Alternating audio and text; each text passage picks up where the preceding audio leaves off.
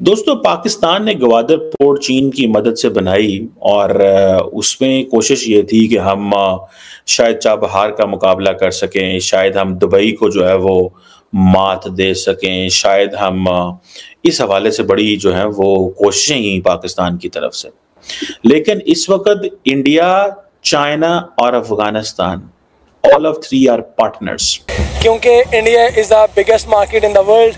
ये तो हम पाकिस्तानियों के जहन में डाल के इंडिया आपका दुश्मन है और इस तरह सब कुछ करके हमें इतना कोलैप्स कर दिया और जंगें लड़ाने के लिए और इसके लिए अगर हम नेबर्स के साथ अपने रिलेशन अच्छे नहीं रखेंगे हम कभी भी ग्रो नहीं कर सकते हैं। हम इतने इरेलीवेंट हो गए कि अफगान तालिबान ने वाया पाकिस्तान चीज़ें चाइना भेजना बंद कर दी हैं।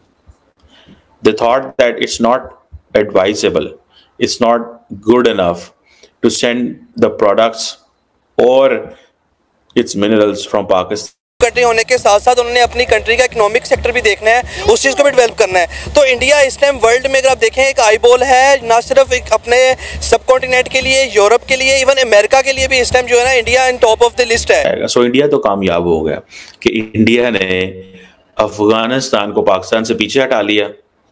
भले चाइना को फायदा हो, चाइना और अफगानिस्तान ने कारोबार करना है, लेकिन इंडिया को ये सूट करता है कि अफगान तालिबान पाकिस्तान से पीछे हट जाए। दोस्तों, अब ये आखिरी हाथी रह गया है जिसको भारत ने गिराना है और धीरे धीरे आप देख लीजिएगा इसको भी गिरा देंगे हम। चीन पाकिस्तान की हमेशा मदद करता आया है भारत को तंग करने के लिए, लेकिन अब चीन को ये बात समझ में आ गई है क्योंकि चीन एक बिजनेसमैन है। आप समझ लीजिए, चीन को ये समझ में आ चुका है कि अगर मैं पाकिस्तान के साथ रहा तो मेरी ग्रोथ नहीं होगी। दोस्तों, ये हकीकत आप नोट करेंगे तो आपने नोटिस किया होगा कि अमेरिका और पूरा यूरोप चीन के अगेंस्ट हो चुका है।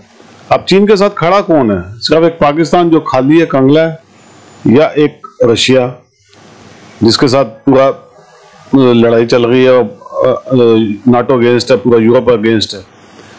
तो इसीलिए अब चीन को ये समझ में आ गया है कि धीरे धीरे आप देखिएगा चीन किस तरह अपनी पलटी मारेगा और पाकिस्तान को बिल्कुल तनहा छोड़ देगा। आने वाले दिनों के अंदर पाकिस्तान के अंदर भूचाल आने वाला है। दोस्तों, आप लिख लीजिए, 1 साल के अंदर पाकिस्तान का बहुत बुरा हाल होने वाला है। बाकी आप वीडियो देख कर समझ ही जाएंगे। कमेंट्स कीजिएगा, वीडियो को लाइक कीजिएगा और चैनल को प्लीज सब्सक्राइब जरूर कीजिएगा। Thank you very much. दोस्तों, पाकिस्तान ने ग्वादर पोर्ट चीन की मदद से बनाई और उसमें कोशिश ये थी कि हम शायद चाबहार का मुकाबला कर सकें, शायद हम दुबई को जो है वो मात दे सकें, शायद हम इस हवाले से बड़ी जो है वो कोशिशें ही पाकिस्तान की तरफ से। लेकिन हैरानगी की बात यह है दोस्तों कि पाकिस्तान ने अपनी ही जो बनाई हुई पोर्ट है वो तो नाकाम हो रही है और उस पर हमने कभी देखा प्रोटेस्ट हो रहे हैं, कभी हम देखते हैं वहां पे कोई मसला चल रहा है। लेकिन इस वक्त इंडिया, चाइना और Afghanistan all of three are partners. मैं बड़ी एंड ईरान एज वेल, मैं आपको बड़ी जिम्मेदारी से बात बता रहा हूं कि अफगान जो हैं वो अपनी मिनरल शिपमेंट जो है वो चाइना को भेज रहे हैं via Chabahar port. Chabahar port जिनको नहीं पता उनको मैं बताता चलूं कि इंडिया ने बड़ी लंबी चौड़ी इन्वेस्टमेंट्स की हुई हैं चाबहार पोर्ट के अंदर। और अगर आपको याद हो कि इंडिया ने एक 10 ईयर्स कॉन्ट्रैक्ट किया था, ठीक है जी, ऑन दिस चाबहार पोर्ट, ठीक है जी, कि इंडिया अपनी ट्रेड जो है वो सेंट्रल एशिया तक बढ़ाना चाहता है। और इस एग्रीमेंट को इंडिया पोर्ट्स ग्लोबल लिमिटेड और maritime port and maritime organisation of Iran ने साइन किया था। 2016 में हुआ था, बाद में फिर इसको डॉक्टर जयशंकर गए थे और बहुत सारी चीज़ें इसके ऊपर भी मैं बात करता हूँ। लेकिन मैं सिर्फ बात ये करना चाह रहा हूँ कि हम इतने इरेलीवेंट हो गए कि अफगान तालिबान ने वाया पाकिस्तान चीज़ें चाइना भेजना बंद कर दी हैं। They thought that it's not advisable, it's not good enough to send the products or its minerals from Pakistan, so वो चाइना भेज रहे हैं चीज़ें वह चाबहार पोर्ट, ठीक है जी। अब सुनने में आया है कि देखिए, कारोबारी बंदा जो होता है वो अपनी कॉस्ट बेनिफिट एनालिसिस देखता है। सुनने में आया वो कह रहे हैं जी कि जो सी फ्रेट कॉस्ट है वो बड़ी लो है और चाबहार पोर्ट वो तमाम फैसिलिटीज़ प्रोवाइड करता है जो वो करना चाहते हैं, जो उनको चाहिए। ठीक है जी। सो अब हुआ ये है कि जो बलूचिस्तान का जो सिस्तान प्रोविंस है, ठीक है जी, 12 ट्रक जो है वो अफगान ट्रांजिट मिनरल जो है वो चले गए हैं वहाँ से और ट्रांसफ़र हो गए चाइना।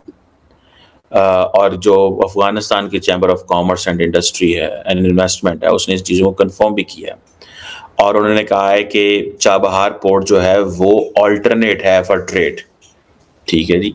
आपको याद होगा थोड़ा अर्सा पहले हमने ये बात की थी कि अफगानिस्तान जो है वो पाकिस्तान छोड़ के, कराची पोर्ट छोड़ के, पोर्ट कासम छोड़ के वो चाबहार पोर्ट पे जाएगा। सो इंडिया तो कामयाब हो गया कि इंडिया ने अफगानिस्तान को पाकिस्तान से पीछे हटा लिया। भले चाइना को फायदा हो, चाइना और अफगानिस्तान ने कारोबार करना है, लेकिन इंडिया को ये सूट करता है कि अफगान तालिबान पाकिस्तान से पीछे हट जाए। ठीक है जी, जो obviously this is what the Nations do. ठीक है जी। अब अफगान गुड्स हैं वो अगर यूरोपियन यूनियन को जानी है या इंडिया जानी है या चाइना जानी है, वो चाबहार पोर्ट के जरिए जाएंगे। ठीक है जी। अब जैसे मैंने बताया कि जो 12 ट्रक हैं मिनरल्स के जो कि निकले हैं वहां से चाबहार पोर्ट से और वो चाइना के गए हैं, ये एक बहुत बड़ी डेवलपमेंट है। ठीक है ना जी। इतनी बड़ी डेवलपमेंट है कि आप इसको अंदाजा नहीं कर सकते कि आप एक तरफ ये देखते हैं कि जो पाकिस्तान जो है उसको एक मसला रहता है, एक कॉन्टिन्यूस मसला रहता है। ठीक है जी। और मसला ये है कि भाई कहीं ऐसा ना हो कि हम बिल्कुल ही खित्ते से इरेलीवेंट हो जाए और हम उसमें जारी बात है जो है वो इरेलीवेंट हो रहे हैं कि अफगान तालिबान हमें छोड़ के जा रहे हैं और वो छोड़ गए हैं। ठीक है। सो मुझे ऐसे लगता है कि एक तरफ हम ये देखते हैं कि जो अफगानिस्तान के ट्रेडर्स हैं, they believe Chabahar port is more relevant. Chabahar port जो है वो ज़्यादा रेलिवेंट है। मलेशिया अगर इंडिया के साथ बिजनेस डील कर रहा है तो उसको करना चाहिए। अच्छा। बिल्कुल करना चाहिए, क्योंकि India is the biggest market in the world.